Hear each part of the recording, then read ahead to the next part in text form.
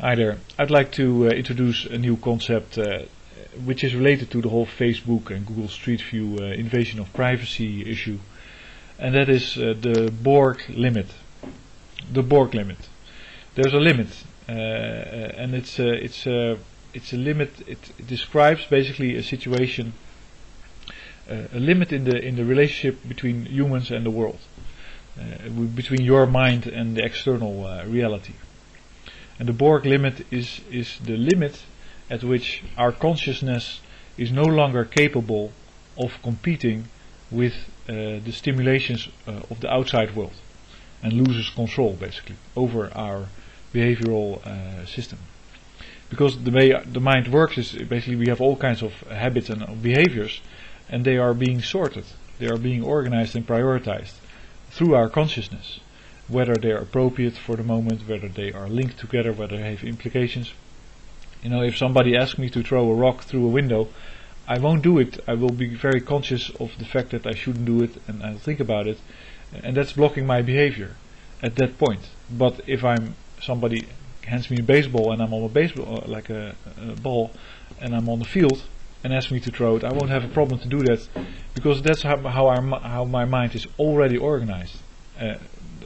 Once the request comes, I know how to respond already, because I've been thinking about it and I've been programming it all through my life, and that's how my behavior is organized. And consciousness is sitting on top of that and is always triggered by relationships between things and implications. When you have, let's say, two behavioral options and you cannot decide, then you become conscious of that. And of course it has to be relevant for the situation. So the outside, your outside world triggers your next dilemma, and that's what you're thinking of. But what happens, of course, with the media marketing and all the artificial signals that we get, is that we can be programmed beyond, without having been supervising it, and let's say without consciously being able to put it in the right order, in the right place in our mind.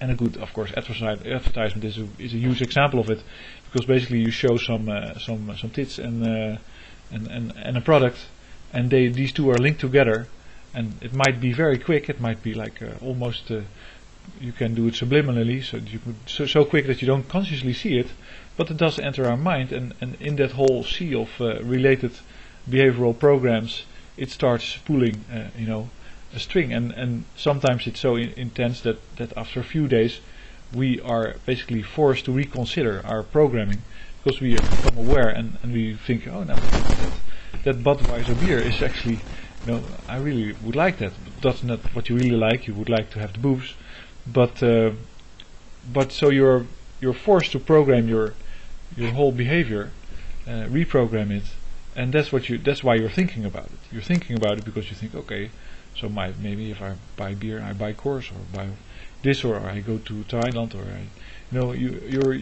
that's the effect of advertisement in a nutshell.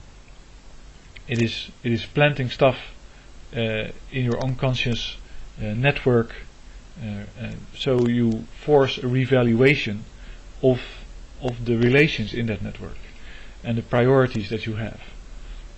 So what is more important than something else?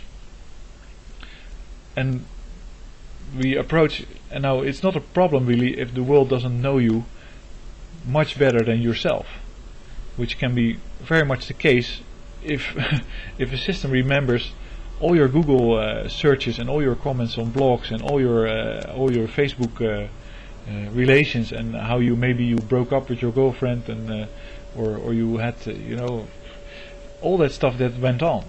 It's now known, and you might remember it, or you might even suppress it, but it can be completely used to influence you. And if it's automatic, let's say there's some ideas that people don't really want you to think about, but they know from your Facebook profile and your interactions on Facebook, that you had a very bad experience with somebody that had a motorcycle. Then maybe they just associated the motorcycle with what you're looking at, and you might be aversive to it. That's a completely realistic possibility if you are able to use all that information. They might say you've shared it, but you never shared it to be exploited in that fashion. But it's completely possible, and that's the point where you have, and then that will of course progress because it's commercially attractive to do so, because you can completely you can associate motorcycles that you don't like for some reason, or dogs or something that have been biting you, with products that people don't want you to buy, or with the competition, or with aspects of the competition. Let's say the one competitor has a red label, a red logo, and the other has a blue logo. Then you get lots of dogs associated with the blue logo, and you will always prefer the red logo. That's how the mind works. It expects the world to be real. It expects the world to be honest and trying to survive, and that's it. That's how. And otherwise, we're just So there's a limit. That's this Borg limit that I'm talking about, in which the automated systems will know you so well from the day you were born, basically, and know everything you've ever done, that it basically replaces your consciousness. It starts reprioritizing. It knows, you've been to Thailand, you've been to China. Oh, okay, you went back, so you like Asia.